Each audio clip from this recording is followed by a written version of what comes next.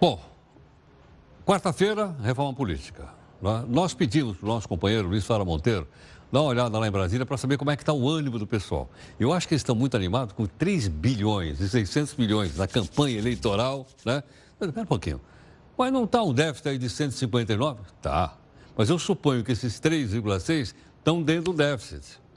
Sem esses 3,6, mais 800 do fundo partidário, mais o que gasta e tal, daria mais ou menos, eu vou chutar baixinho, mais uns 4 bi. Então, em vez de dar um déficit de 159, poderia dar um de 155. Ah, mas espera um pouquinho, né? Você vai querer mexer aí na campanha eleitoral? Bom, o Lula está aqui para dizer para a gente como é que vai ficar a situação. Vamos lá, Lula.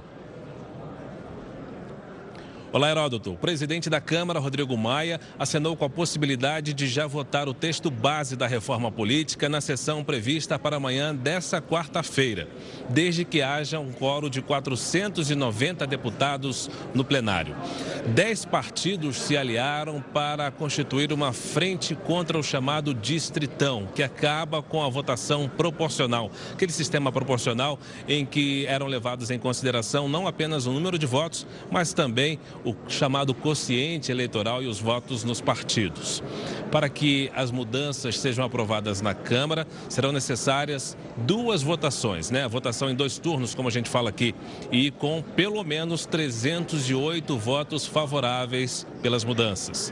Se aprovada na Câmara, a proposta segue para o Senado. De Brasília, Luiz Fara Monteiro. Bom, quem está aqui conosco é o nosso comentarista de política, o Ricardo Couto. Couto, tudo bem? Bem-vindo aí. Vamos tudo bom. Boa noite, Heródoto. Boa noite a todos. Couto, você acha que os deputados vão ficar sensibilizados com esse déficit que a gente acabou de mostrar aí? E vão abrir mão daqueles 3 bilhões e 600 milhões e vão ficar só com os 800 do fundo partidário? Sem chance, Heródoto. Sem chance? Você é um sonhador. Não há a menor chance. Fazer o quê? Aliás, essa reforma política, chamada reforma política, eles só estão fazendo para conseguir essa grana. Na verdade, é um butim, né? Dinheiro público, 3 bilhões e 600 milhões, nunca é demais repetir. Na verdade, isso aí não é uma reforma política. É uma reforma eleitoral e, mais do que isso, uma reforma eleitoreira. Eles só estão procurando um jeito de se reeleger e de garantir o foro privilegiado. E não estão disfarçando isso, não. Estão fazendo isso às claras. Não, às claras. Agora é jogo aberto. Olha lá. Agora, estão com pressa, né? Porque tem um prazo de 30 de setembro para votar essas mudanças. E eu anotei aqui para não esquecer, porque é tanta coisa, Heródoto. Amanhã, às 9 horas da manhã, eles abrem a sessão. Mas primeiro tem que ter uma votação para mudar uma parte do regimento que prevê que entre a comissão especial e o plenário tem que ter 2 sessões. Então, você tem que fazer uma mudança lá, uma gambiarra. Para não ter sessão nenhuma? Não, para poder votar amanhã. Ah, poder votar amanhã. Para poder votar amanhã. Tá. Aí abre e fecha, abre e fecha. Isso, exatamente. Você já conhece, né? E aí o grande problema é o quórum. O Lula falou agora, de mais de 400 deputados tem que estar lá para garantir o quórum, né? E tem que ter 308 votos. Quanto ao fundo, ao butim, que eu chamo de butim, não há dúvida. Eles vão querer mesmo. Todos vão querer. Tá. Mas há divisão sobre o distritão. Tem grupos, partidos que são contra o distritão. E podem não aparecer, né? Não dá voto, não dá quórum. Tudo no Brasil é indefinido. Você contou na abertura do jornal a história do ajuste fiscal. Quantas vezes foi anunciado, foi remarcado. Na verdade, também o nome não é bem esse. É desajuste fiscal. Desajuste fiscal. Aqui muda o nome das coisas, né? E tem outra coisa também. Na quinta-feira tem uma outra comissão especial para votar uma outra PEC, que aí sim são 2 coisas que são do interesse do eleitor, eu acho. Quais são? É o fim das coligações. Da coligação partidária. Em eleições proporcionais e a cláusula de barreira. Peraí, o que é cláusula de barreira? Você tem que ter o mínimo, cada partido tem que ter um mínimo de votos em cada estado para poder receber a grana do fundo partidário e o tempo de televisão. Agora estou vendo que realmente... Isso há muito tempo já devia existir. Aliás, já existiu e o Supremo tirou. Essa cláusula de barreira realmente é importante, muito importante. Quer dizer que então volta a cláusula de barreira. Quer dizer, então os partidos danicos ficariam sem receber um pedacinho, não poderiam nem dar uma mordidinha lá no fundo partidário? Nada? Nada. Nós temos hoje mais de 30 partidos. Está uma bagunça, né? Então, isso aqui é uma coisa que pode moralizar um pouco o quadro partidário. Agora, Mas isso vai ser decidido na quinta-feira. E aquela história, então, tem uma história interessante, que eu acho que é um caso inédito no mundo, pelo menos eu não conheço outro caso, que é o seguinte: o senador no Brasil tem 2 suplentes. Para que ele precisa de 2 suplentes? É porque trabalha muito e tem que dividir com os outros 2? Não, tem uma explicação bem simples. Isso aí eu conheço bem.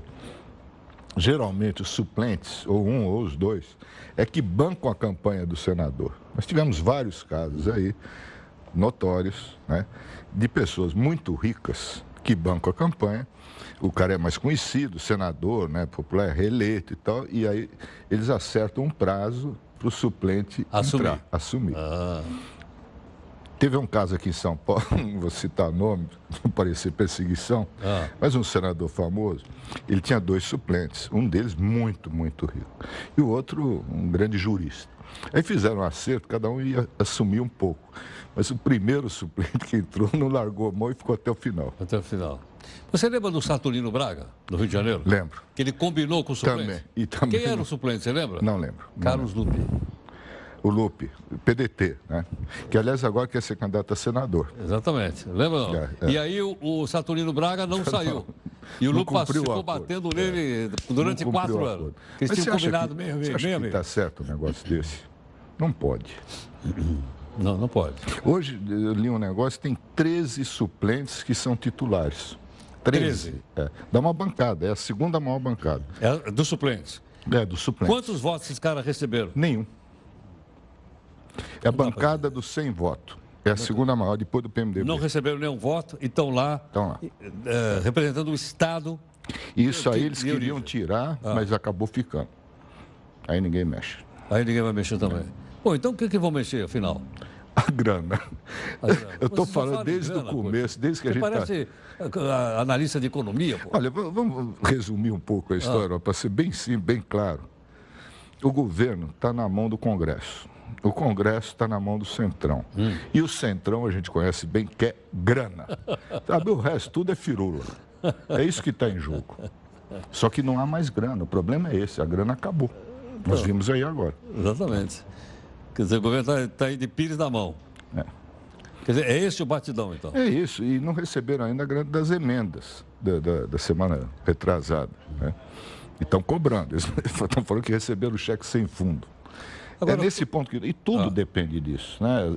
A reforma da Previdência, tudo está na mão do Centrão. Se vai andar ou se não vai andar. Que é a bancada suprapartidária que o Eduardo Cunha elegeu e deixou de herança para nós. Entendo. É o que temos. É o que temos para hoje.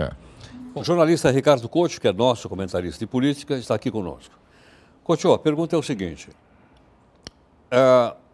Pode ser que ainda venha uma flechada do Janot, ele disse que tinha vários, né? Quando tiver bambu, vai virar flecha, em cima do Temer. E ele, mais uma vez, vai precisar do Centrão, da base aliada, lá para enterrarem também isso. Não é isso? Bom, e eu pergunto para você o seguinte, como é que está essa base do Temer lá? Ele pode contar, pode dormir tranquilo, que não tem nenhum problema? Não pode dormir tranquilo. Não. É curioso que depois da vitória do presidente, né, com a denúncia, né, que foi arquivada e tal, a situação complicou muito lá. Eu vou explicar por quê, Heródoto. Os aliados fiéis, né, querem tirar os infiéis, querem os ministérios dos partidos que não votaram com o presidente. E está essa confusão lá. Alguns já foram demitidos, foram trocados e tal. Esse é um problema. Se agrada um lado e desagrada o outro. E o outro é que as emendas parlamentares ainda não foram pagas. Então, eles não receberam ainda nem a grana e nem os cargos. Né? Há uma rebelião, né, no Centrão. O Centrão não tem um líder, né? Não tem uma liderança, não tem um Ulisses Guimarães. Aqueles Carlos Marum, não é líder? É um deles. Ele esteve aqui no jornal. É o chefe da tropa de choque. Ele esteve aqui. Né? Mas aquilo ali é o baixo clero, né? Não tem uma liderança muito clara.